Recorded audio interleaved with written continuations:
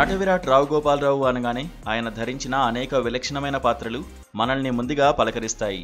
అయితే చిత్రసీమలో అడుగుపెట్టక ముందు పలు నాటకాల్లో రావు గోపాలరావు నటించడమే కాదు, దర్శకత్వం వహించి అలరించారు. గోపాలరావు మనసు సినిమాల వైపు పరుగు తీయడానికి కారణం ప్రముఖ దర్శక నిర్మాత గుత్తా రామినీడనే చెప్పాలి. రావు గోపాలరావు ఒడ్డు పొడుగు మేనిఛాయ చూసి సినిమాలకు పనికొస్తావని రామినీడు అన్నారు. అలా అన్న మాటలే రావు గోపాలరావును మద్రాసు వెళ్లేలా చేశాయి. రామినీడి దగ్గరే ఉండేవారు. రామినీడి దర్శకత్వం వహించే చిత్రాలకు అసోసియేట్గా పనిచేశారు గోపాలరావు. సదరు చిత్రాల్లోనే చిన్న వేషాలు వేసేవారు. అలా రామినీడు తెరకెక్కించిన 1966 నాటి భక్త పోతనలో మామిడి సింగనామాతిని పాత్ర పోషించారు. గుమ్మడి పోతనగా, శ్రీనాథునిగా ఎస్వి రంగారావు నటించిన భక్త పోతన ఘోర పరాజయం పాలైంది. ఆ తర్వాత రామినీడు తెరకెక్కించిన బంగారు సంఖ్యలకు కూడా రావు గోపాలరావు అసోసియేట్గా పనిచేశారు. అందులో సినిమా డైరెక్టర్గానే ఓ పాత్ర పోషించారు.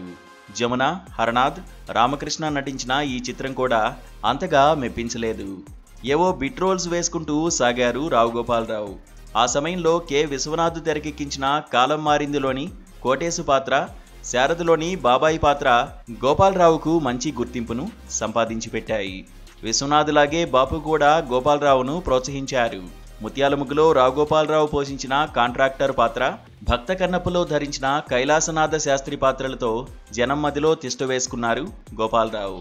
ఆ తర్వాత వచ్చిన యమగోలుతో క్యారెక్టర్ యాక్టర్గా, విలన్గా, కమెడియన్గా యమ బిజీ అయిపోయారు. రోజుకు 3 షిఫ్ట్లు చేస్తూ సాగారు. ఎన్టీఆర్ సినిమాల్లోనే కాదు, తర్వాతి తరం హీరోలైన కృష్ణ, శోభనబాబు, కృష్ణంరాజు, వాళ్ళ నెక్స్ట్ జనరేషన్ చిరంజీవి, బాలకృష్ణ, నాగార్జున, వెంకటేష్, మోహన్ బాబు సినిమాల్లోనూ రావు గోపాలరావు నటన నా భూతో నా భవిష్యతి అన్నట్టుగా సాగింది.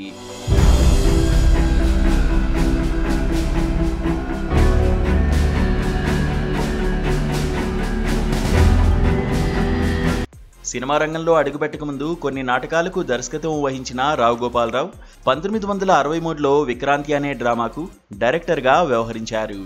ఆ ఏడాది స్వాతంత్ర్య దినోత్సవం సందర్భంగా కాకినాడ సూర్యకళా మందిరంలో ఆ నాటికను ప్రదర్శించారు.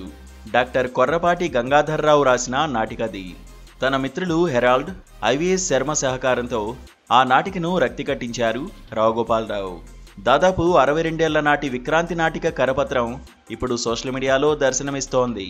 సినిమా రంగంలో ముందుగా దర్శకత్వ శాఖలో అడుగుపెట్టిన రావు గోపాలరావు నటుడైన తర్వాత డైరెక్షన్ ఊసు ఎత్తలేదు.